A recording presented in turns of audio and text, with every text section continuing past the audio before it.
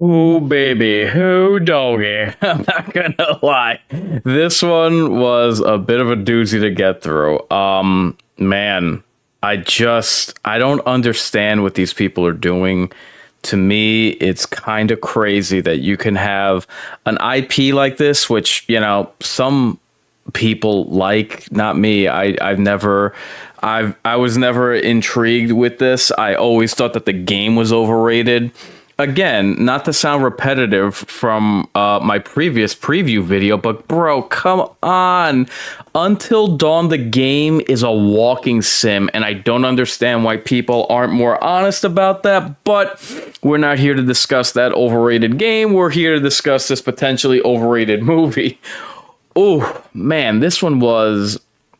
I found myself nodding off in certain parts, and I think that. Having witnessed the entire of the movie of what they were trying to pull off with this, I think that was warranted. I mean, man, they really squandered much of what they had going for it. The tagline for the film was "Can you stay alive?" More like "Can you stay awake?" Bruh. Again, especially I noticed myself nodding off in the beginning and at the very end, which, I mean, that's a bad sign. And I probably should have done more research before I did my preview video where I was rattling off, based on the trailer, all of the ripoffs that they were committing against Cabin in the Woods. But man, I should have taken a peek under the hood and see who had directed and written this movie. Let me just give you a rundown. David Sandberg is who directed, and he is the director behind the overrated Annabelle creation, as well as the forgotten Lights Out. Not to mention both Shazam movies. Oof. Moving on.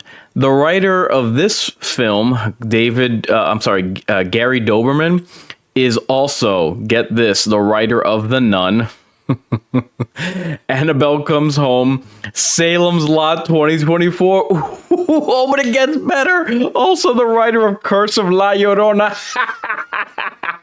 Oh, and the Coupe de Gracie, the writer of It Chapter 2. Oh, with a pair like that, writer and director, you know that we were in good hands. Oh, God. Not to mention, at the opening credits of this movie, you see that it is made by PlayStation Productions, and the hits just keep on coming. Sony has enough problems with this movie studio, having created a grand total of nothing outside of Spider-Man. Moving on. Look, the premise of this movie, I don't want to say it's been done to death.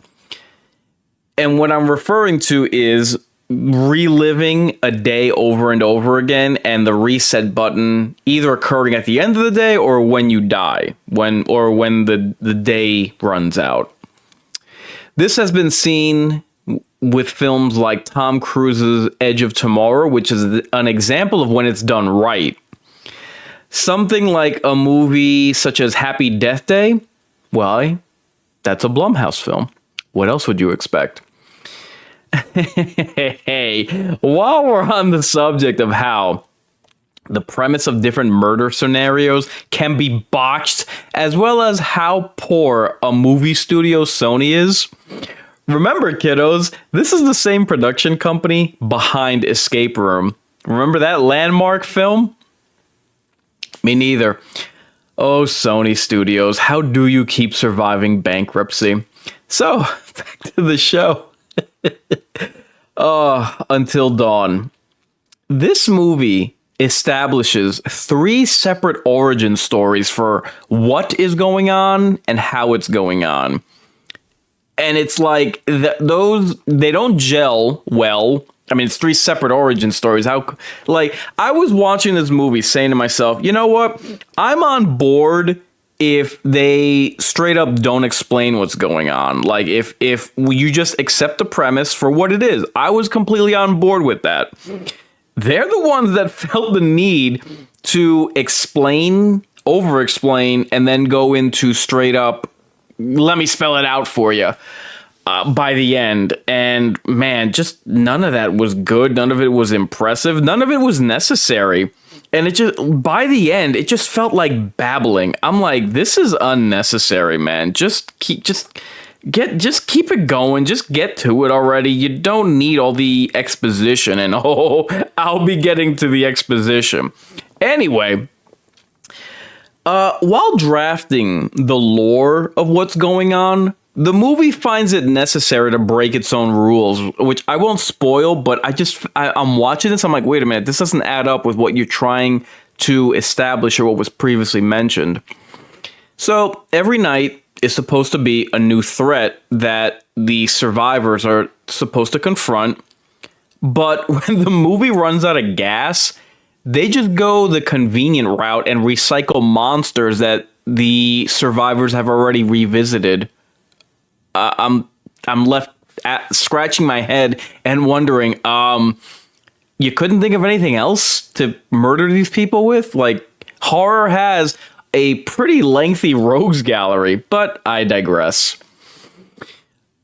This video game adaptation attempts a callback to the video game in question from a decade ago, which is clumsily handled. And of course, introduced through exposition. I'm there just face palming like, man. And that callback is so unnecessary. The fact that they introduced it, it doesn't fit anywhere in the plot. And I'm there just shaking my head like, what, why did you feel the need to do that? Very, very unnecessary. As you can tell from my opening line, this movie is largely boring, which to me is the cardinal sin. Like, I find this movie insulting because, all right, whatever, they're going to do the whole relive each night. The reset button occurs when you die, survive the night. Fine, whatever. When I always say, if a movie, it's preferable, even though it's going to sound odd, it's for me preferable when I can rail or rage against a movie as opposed to it being boring. This movie is a very odd amalgamation of both of those. It's boring and offensive. Boring because the execution is just piss poor. Offensive because despite the fact that they rip off damn near every idea that they lob at the celluloid on the screen, the execution is as unimaginative as the plagiarism. The anemic attempt at characterization lapse into slasher cliches. Like, that's pretty bad when you're making a pitch, you're taking a swing for some kind of personality or relatability with your meat hunks that are caricatures, and the best that you can do, your high bar, is a cliche, is a stereotype. You get the nerd. Oh, with a new stereotype, the gender fluid emo chick. And of course, the tough guy, etc., etc. Oh, but wait! The jock ends up a jerk. Because after all, the year is 2025, he's a cisgender white male, and god damn it, it's the law. The film has two good setups for its murder scenarios. One gets gradually squandered through packing in too many horror tropes into what should be a simple premise. The other just gets treated as a goofy payoff. I heard people audibly laughing in the theater while I'm watching this, and the former of these scenarios I have to believe was ripped out and ripped off straight from Resident Evil Village. I won't spoil it, but I'm just... Again, they packed in so many ingredients that don't fit together. I'm just left sitting there, shaking my head in complete bewilderment over why you think that adding this ingredient from this subgenre and that trope from over there, and hey, why not include this for giggles? It's like, man, this is not working, and you just threw whatever you could at the wall and saw what stuck. I was surprised that this movie had a $15 million budget, which I expected it to be higher. So I guess they got, like, the best thing that I can say about this movie is they got the most out of their dollar, but it still wasn't much. And I'm sorry to report that cheap thrills really is the name of this game. I mean, by the end, there were like 3 or 4 jump scares. It's like, yeah, that's all you got, movie. The loud noise is the absolute best that you can muster.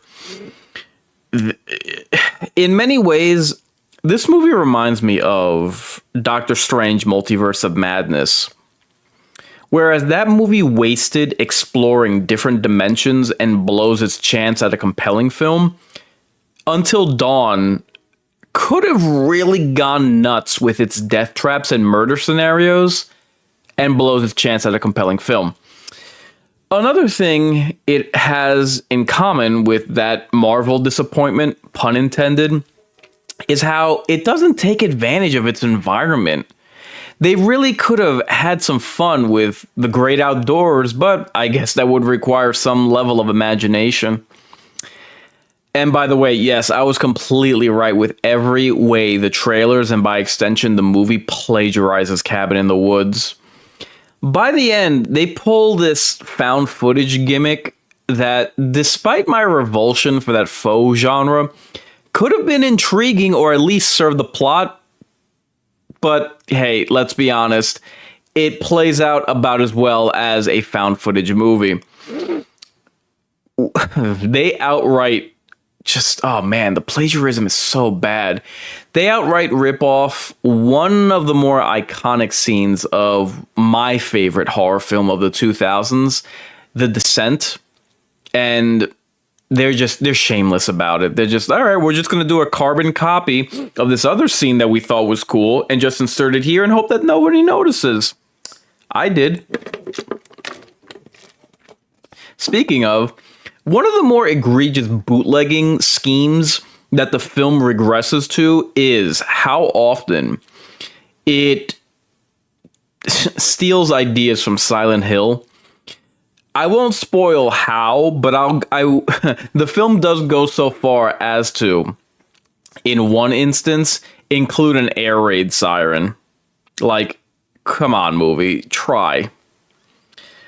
Man, I gotta be honest, after last week's film, Sinners, I had forgotten that this movie was coming out so soon after, and man, it's been a double whammy. It's been a double 1-2 combination in a year that, despite us being at through an unimpressive first quarter, now we're 1/3 through the year 2025.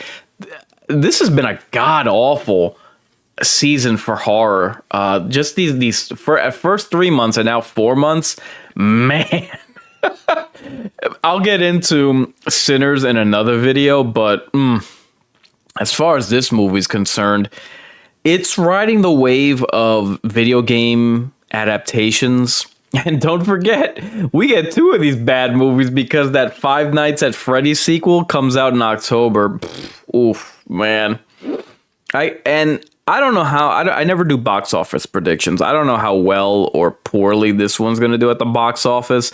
But considering the horror movie, or I should say video game movie trend that we're on, as well as the fact that for some reason the game has a fan base, I imagine it'll do well, it'll turn a profit, but this movie ain't good. It's not, it shouldn't be a franchise as far as I'm concerned. It frankly just belongs in, with movies like Doom and the Resident Evil movie adaptations. It's just not good. It's not the beginning of anything, and at least it shouldn't be in terms of either a trend or a franchise. It's just there. And so as not to end this on a sour note, if you are looking for an alternative to this movie, watch the VR episode of Black Mirror on Netflix. You look for season 3, episode 2. You'll get far more enjoyment and genuine fear factor than this cinematic dead end. Anyway, I've been Incarnate reminding you, I ain't just a big deal, I'm the real deal.